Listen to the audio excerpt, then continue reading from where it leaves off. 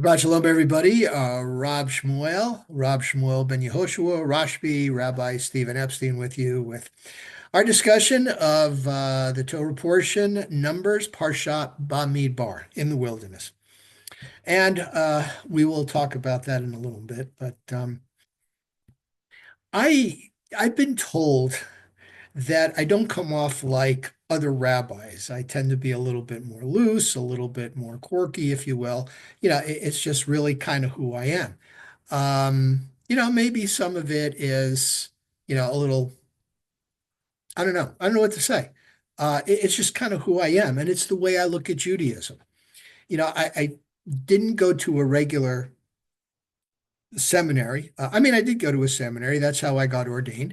But I did a lot of studying on my own. I didn't go through a 4-year program like most other rabbis do. I've been studying on my own for years, and I do this because I really love Judaism. When I got out of college, I had been given a copy of Rabbi Dr. Hertz's Chumash, the one that most conservative synagogues used to use. A lot of them still do. And while I wanted to learn about my religion, my heritage, my culture, and I had a few books. It just didn't do it for me. I wanted to go to the source, and I started studying. And this has been a lifelong journey for me. And when I get into something, this is who I am, that I really, really love, I tend to own it a little bit, and I tend to be um, a little light at times, making jokes here and there and doing things. This is kind of my way of really owning Judaism and really discussing it and really teaching, because if you're sitting in a class and you got somebody, and I'm just droning on and on and on, people are going to lose interest. But if you put a few jokes in there, if you, kind of relate it and to what's going on, it becomes more relevant. My mission, okay, my focus has always been the relevance of Torah. And when I do my sermons on Friday night, I want to take the principles that we hold dear as Jews, the Torah, and apply it to what's going on today. Now, one of the things I do avoid and make it my best to avoid is political commentary. I'm a rabbi and I need to serve a variety of interests in not just my congregation, but anybody. I joke with people. I say I'm your rabbi. They're like, well, I'm not even Jewish. That doesn't matter. Just a mere inconvenience. Because that's the way I feel. I feel that the wisdom of Judaism, and taking out the specific religious rituals that are endemic to who Jews are, they're very, very, very universal. Okay. So when I talk about having respect for leaders, which is a commandment, and it says, honor your Torah scholars. And it's not just Torah scholars, it's the leaders of your society. So when I say, look, I know that in this country we have free speech, and I know it's important to be able to criticize our leaders and look at what they're doing and do feedback. But when you start crossing the line, and to me, this is crossing a line of start getting personal, talking about people's personality quirks and, what they look like and what they do in their free time. Um, that to me is pushing too far. We need to be concerned about our leaders in how they lead our country, just like the kings that we had of old. David, Solomon, they didn't have crowns. You know who had the crown? The high priest, the spiritual leader. Okay. They had to have two copies of the Torah, writing at least one of them if there wasn't another copy of the Torah in the palace library. So they were always, and they had to study, always aware of the laws. But when you start looking at certain personality traits and, things like that, I believe it's going too far. I really do. And I think you need to have respect for our leaders. Whether you voted for them or not, they're our leaders. The majority voted for them, and let's at least support them. Okay. Term limits, in my mind, we always had term limits. It's called elections. Work to the next election to get the person you want involved, and that's it. So there's my sermon. Take it for what it's worth. Now, let's look at that keyword relevance. As some of you who've been watching these vlogs, and again, thank you very much. I can't tell you how much I appreciate it. I really do. To know that you're listening to, things that I've learned and I'm doing my best to disseminate and teach, it's just an ultimate honor for me, and I'm humbled by it. I really am. Um, so look at this week's Torah portion. It's called Numbers because God tells Moses to, arrange a census. And of course, in Judaism, we don't count heads. We take half a shekel, then you count up the shekels. Just like you want to know if you have a minyan, theoretically, you have everybody hold up a prayer book, you count the prayer books, and then you know how many people you have. Okay. Um, so they wanted to take a census of all the men of all throughout all the tribes that were of fighting age, ages like 20 to 50. It named the heads of the tribes.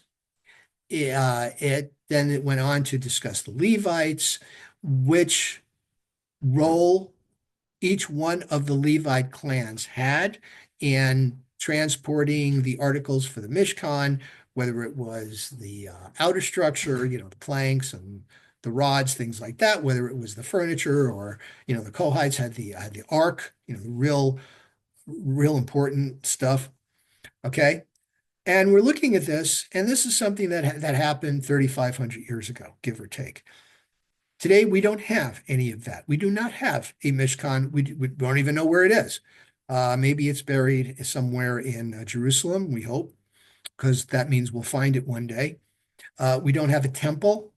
We don't, the Kohanim, the priests and the Levites, the ministers, are relegated today basically to having the first two aliyot, respectively, for the Kohanim to do what's called the duchening, from the word duchen, which means stage bima, when they come up during the Musaf services for the high holidays and the pilgrimage festivals and doing their priestly blessing. And that's really it. So again, is this a wasted space? Is this wasted verbiage? I say no, which maybe, yeah, I know I've always harped on the idea of relevance to today. So we're discussing things that are archaic, that no longer pertain. But you know what? It's history. It's our foundation.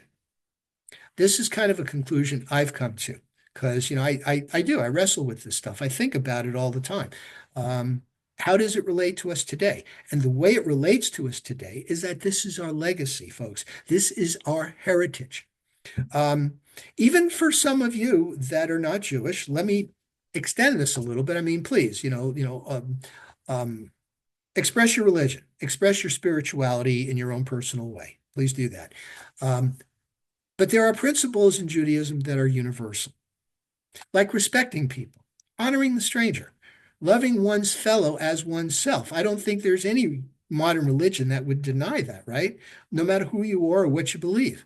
These are universal concepts, and it's a way for us to get along. So basically, if you look back at the rituals and the procedures that our ancestors follow, they no longer pertain today because we do not have a temple. And again, the priests and the ministers are basically just kind of figureheads in a way, but it's important that we understand what they did and the care they took in transporting these materials and who was available for fighting age. This was actually a model for the Israeli Defense Forces. It's a citizen army. People serve 3 years when they're 18. The men serve 3 years. The women serve two. I almost did. If my youth advisor hadn't come, who was a travel agent, and said, "Come on, we're leaving," I'd still be in Israel today, and I probably would have gone into the military. Maybe I wouldn't be here today. Who knows? Um, but it's a citizen army. And the model for this goes back to the Torah because people would be ultimately when they settled the land, they would be with their respective tribal land. They'd be with their clans. They'd be going out and they'd be working, either work in the fields or herding their cat or herding their animals, whatever it was they did.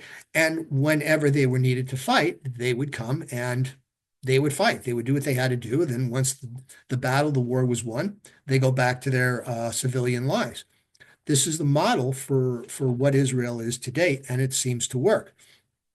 So, in a sense, yes, there is a relevance. There is a model that our modern day society uses.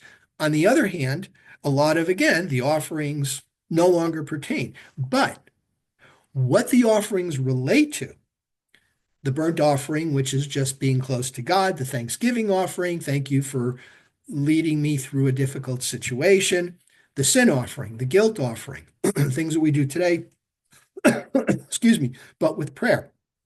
That hasn't changed. Okay. And maybe in a few hundred years, maybe we'll have a different method. Maybe we'll all be doing some meditation, which, by the way, is part of Judaism. There is a meditation in Judaism. We'll come to that one of these years.